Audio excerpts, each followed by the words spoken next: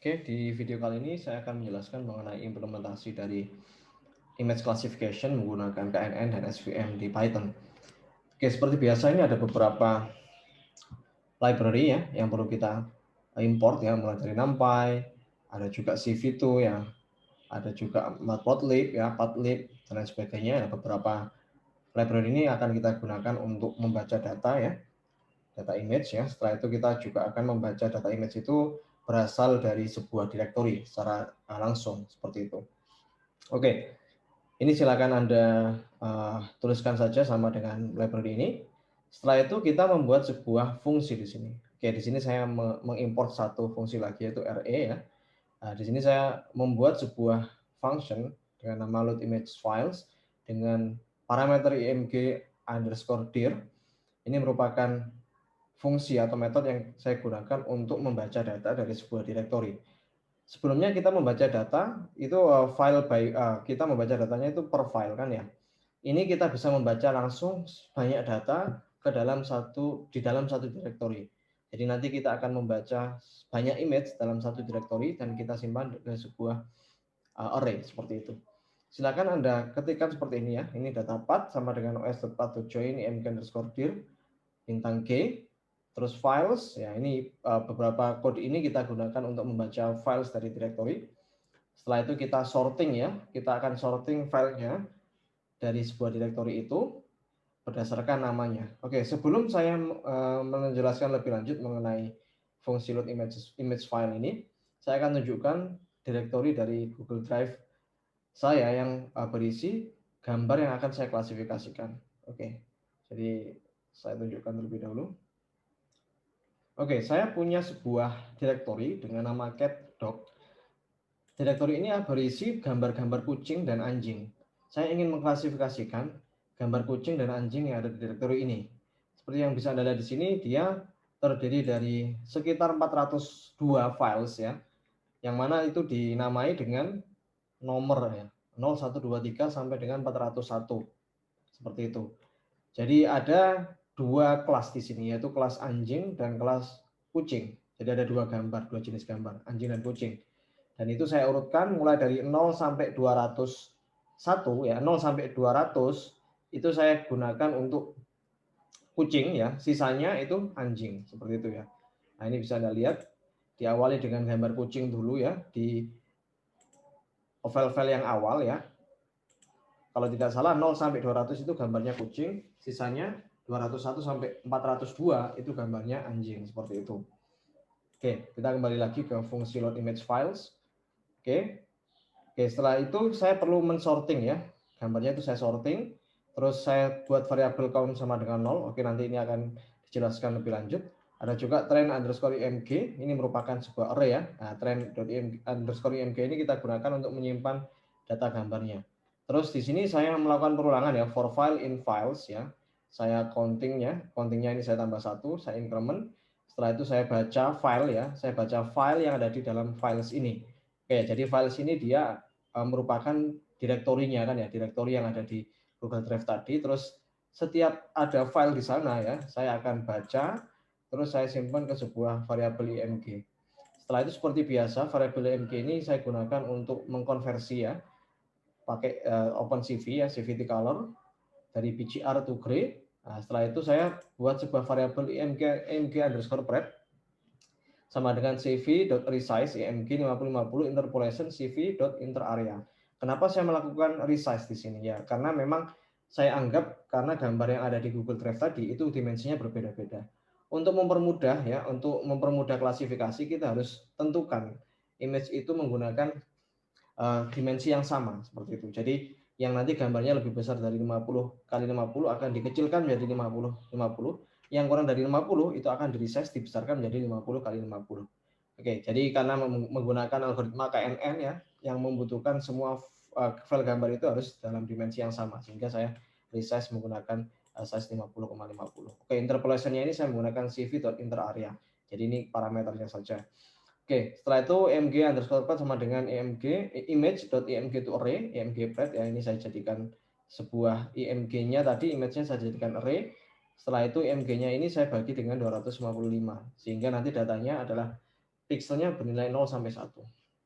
Terus setelah itu trend img.append img.pred. Jadi trend img ini akan berisi semua file yang ada di directory Google Drive ya, sudah dalam bentuk image di sini. Oke, setelah itu trend img ini saya konversikan ke bentuk numpy array ya. Jadi saya simpan di x sama dengan numpy.array dengan parameter trend img. Jadi intinya ini trend underscore img itu akan saya ubah ke dalam bentuk numpy array. Terus saya print. Nah, print count ini hanya untuk melihat kira-kira berapa banyak file yang ada di directory Google Drive saya. Terus saya return x. Nah, return value-nya itu berupa numpy array di sini. Oke ya. Jadi setelah itu saya panggil ya. Nanti load image file ini saya akan panggil di bawahnya ini x sama dengan ya saya bikin sebuah variabel array di sini. Nah, setelah itu x sama dengan load image files. Ya, ini saya tentukan lokasi di mana saya menyimpan gambar kucing dan anjing tadi. Oke ya. Nah, setelah itu saya print shape-nya ada berapa file di sini ya. Ada berapa kira-kira ada berapa file di sini ya. Saya bisa lihat di sini. Oke. Nah, setelah itu x underscore try sama dengan x.reshape 402,2500 ya. 402 ini karena jumlah filenya tadi saya tentukan langsung di sini itu sejumlah 402. Jadi nanti bisa juga nanti sebenarnya yang di return value itu ada dua, selain x juga count. Jadi nanti reshape-nya itu bisa menyesuaikan secara dinamis ya. Nah ini pertanyaannya adalah mengapa kita harus mereshape jadi 402 dari 500 ya. Saya coba jelaskan di sini. Oke, tadi saya memiliki sekitar 402 file ya. Nah, di sini saya punya file ya, itu sebanyak 402. Nah, dari tiap file ini dimensinya adalah 50 dikali 50. Nah, oleh karena itu saya akan konversikan tadi ya, saya akan konversikan dari yang ada di X tadi ya, X try ini saya konversikan. Saya reshape bentuknya jadi 402 kali 2500. 2500 itu merupakan 50 kali 50. Jadi nanti image-nya itu saya jadikan satu kolom gini ya. Yang semula itu adalah 50 kali 50 ya. Semula nilainya adalah 50 kali 50 dimensinya. Ya, untuk mempermudah penghitungan ya. Jadi ini saya konversikan ke dalam bentuk 2500 array-nya indeksnya. Nah, ini jadi 2500. Oke ya. Nah, jadi setiap file ini ya, tiap file yang ada di directory Google Drive, ini kan image tadi ya. Ini image filenya. Nah, itu saya jadikan dimensinya 2500. Nah, ada 402 gambar di sini. Sehingga saya reshape tadi kan ya, x underscore try itu saya reshape menjadi bentuknya adalah 402,2500. Oke.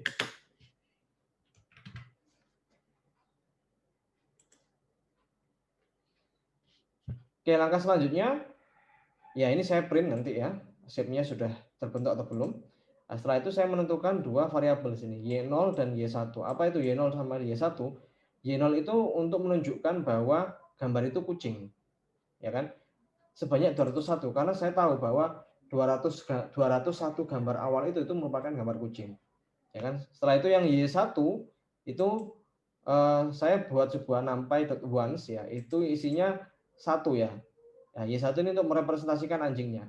Anjingnya ada 201, kucingnya juga ada 201. Ya kan? Setelah itu saya membuat sebuah variabel Y, ya, variabel Y itu merupakan concatenate. Ya, concatenate itu untuk menggabungkan Y0 sama Y1. Y0 sama Y1-nya ini saya gabungkan. Jadi nanti ada sekitar array dengan dimensi 402 ya. 402 yang mana 201 awalnya itu merupakan 0 nilainya, 201 selanjutnya nilainya 1, seperti itu. Oke, setelah itu saya gunakan train test split ya. Jadi ada xtrain, ada xtest, ytrain sama ytest ya, menggunakan train test split ya. Setelah itu saya masukkan nilai x-nya. X-nya itu tadi gambar yang ada di directory Google Drive ya. Setelah itu y-nya itu merupakan labelnya ya kan. Jadi saya ini x-nya itu merupakan data image-nya, y itu labelnya.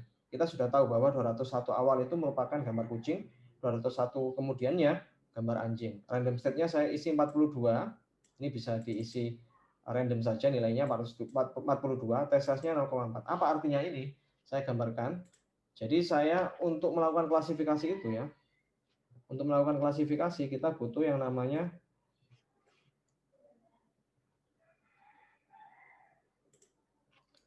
Untuk melakukan klasifikasi kita butuh yang namanya data training ya, training dan data testing. Misal saya memiliki, ini anggap saja saya memiliki data itu 100 ya. Nah, kalau saya menggunakan trend test split ya, saya akan bagi 0,4 ya, itu merupakan data testing ya. 0,6 itu merupakan data training. Jadi ada 40 ya. 40 data yang saya jadikan sebagai testing dan ada 40 data untuk saya jadikan data training. Seperti itu. Oke, kita kembali lagi ke code-nya. Oke ya. Jadi saya akan memecah ya. Saya akan memecah data X tadi ya dan data Y-nya itu saya jadikan 40% untuk testing, 60% untuk training. Seperti itu. Jadi saya punya X train ya. Saya punya X train. X train itu berarti data trainingnya. Saya juga punya X test, itu merupakan data testingnya. Saya juga punya Y train. Y train itu merupakan label untuk trainingnya. Dan Y test. Y test itu untuk label data testingnya. Seperti itu. Karena X dan Y itu merupakan satu kesatuan. Nah, kita punya X, kita punya Y. X itu merupakan datanya.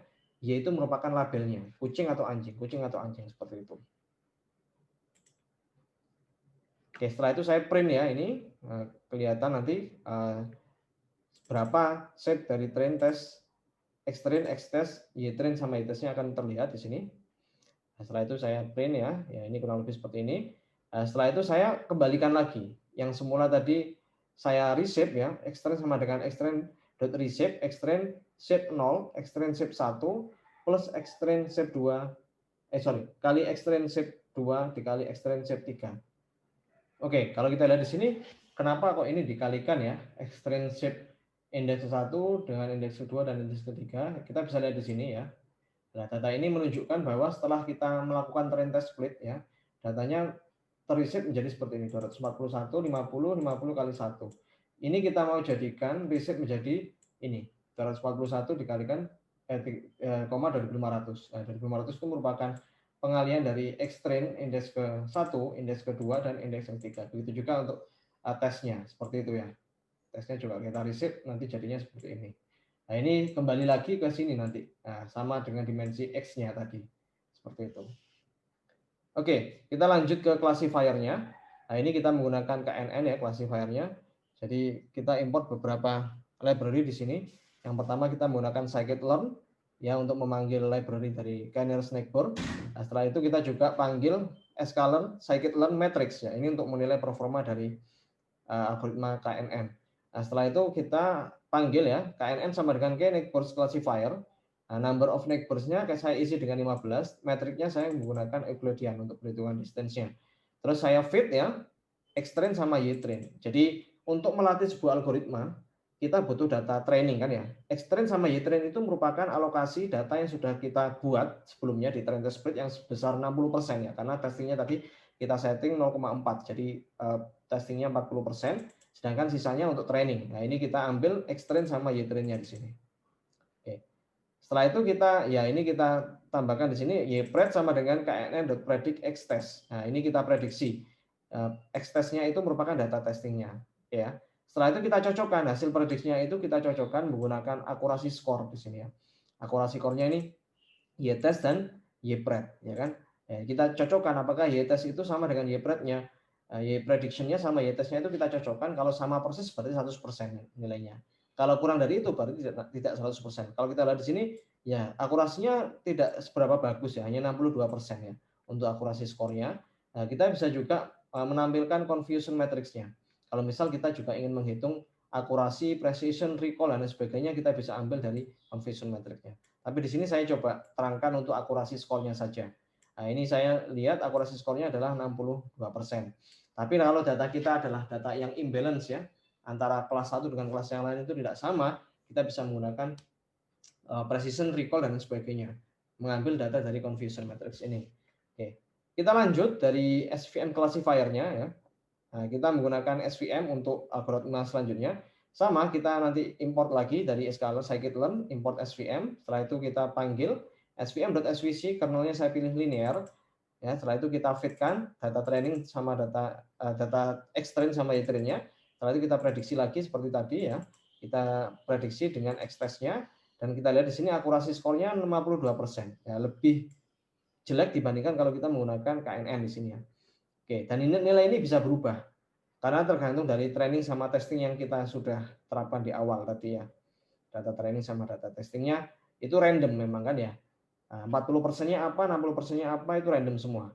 Tapi untuk KNN sama SVM ini ya otomatis dia menggunakan data dari ini kan, data yang dibuat training sama testing dari KNN sama SVM ini sama. Nah, kalau kita bisa lihat di sini ya, KNN ini lebih bagus dibandingkan SVM seperti itu. Oke, sekian di video yang part 2 ini.